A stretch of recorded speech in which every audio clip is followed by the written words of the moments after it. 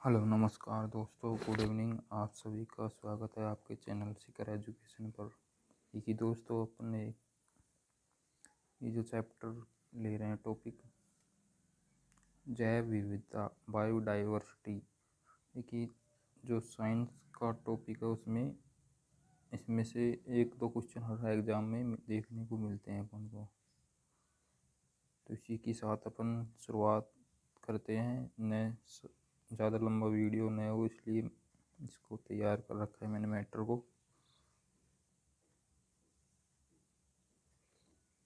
केवल वही पॉइंट लिए इसमें जिससे पेपर में क्वेश्चन आते हैं, रिपीट होते हैं। तो जैसा कि आपको दिखाई दे रहा है, शुरुआत करते हैं इसी के साथ अपन जैव विविधता, बायोडाइवर्सिटी, इसको बोल जैव विविधता।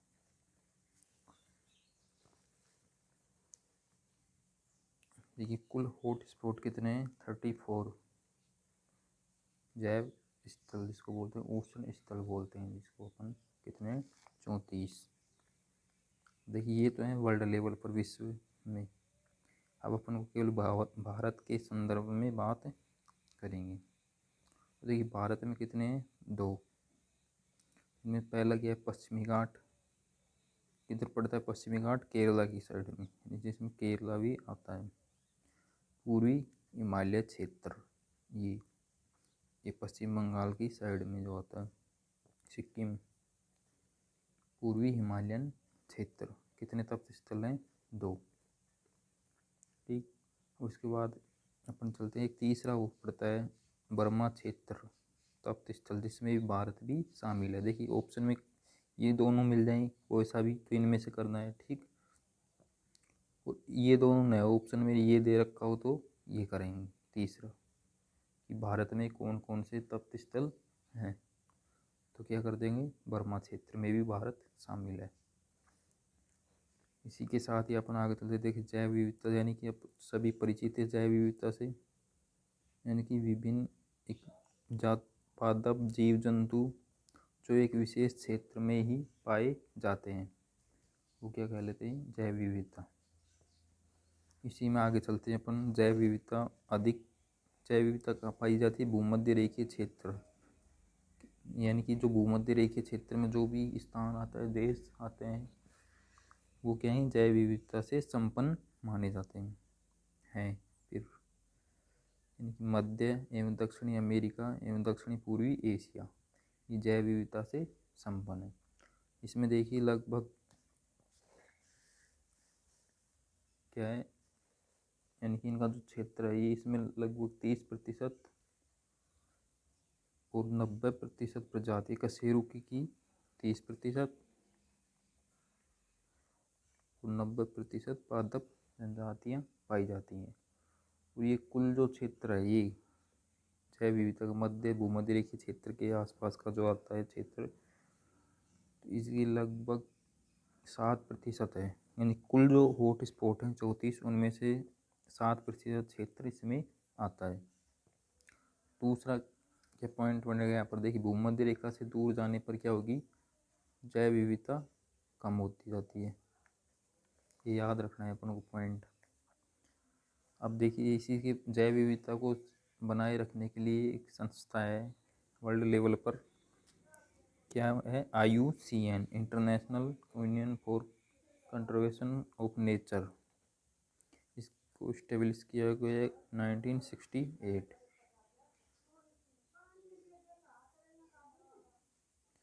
रेड डाटा बुक किसने क्या की गठन किया? रेड डाटा बुक का, इसका कब किया? 1972 में।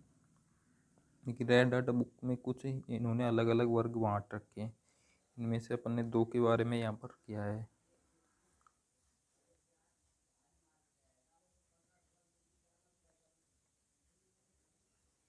डोडा पक्षी, जंगली कबूतर, डायनासोर, हाइनिया पादप, साइकेडस आदि।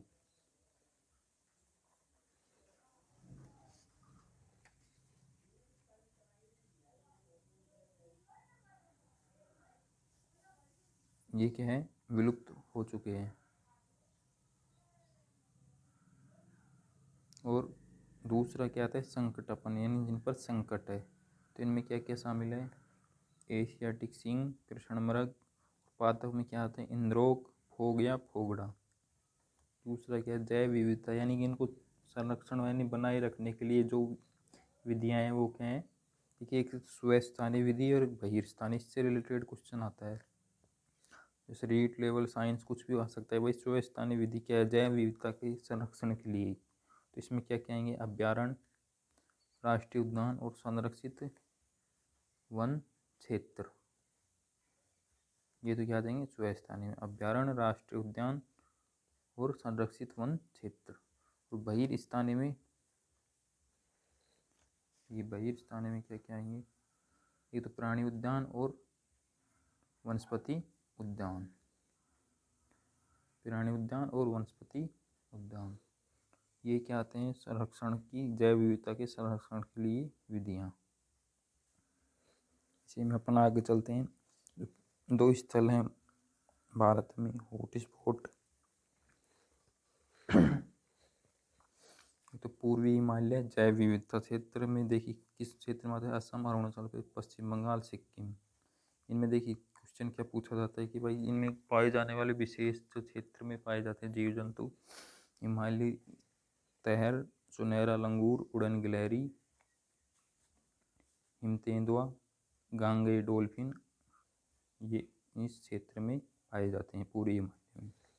दूसरा क्या है पश्चिमी घाट तप्त स्थल, मालाबार, गंधबिलाव, एशियाई हाथी, हॉर्नबिल। ये कई बार पूछा जाता है, ये कहाँ पर पाया जाता है।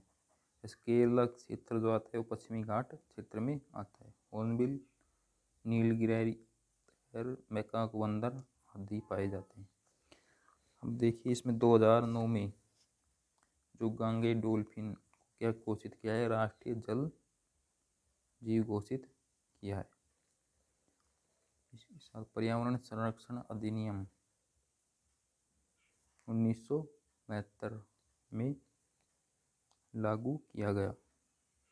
जैव संरक्षण अधिनियम 1986 में। तो ये दोस्तों अपने छोटा सा वीडियो बनाया है, इसमें लगभग अपने पॉइंट कंप्लीट हो गए हैं।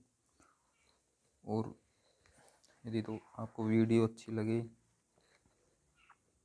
तो चैनल को सब्सक्राइब कीजिए, वीडियो को लाइक कीजिए दोस्तों। इसी तरह हम और भी आगे वीडियो लेकर आएंगे, पॉइंट टू पॉइंट, जो केवल पॉइंट वही छोटे छोटे वीडियो जो अपने काम आ सकते हैं।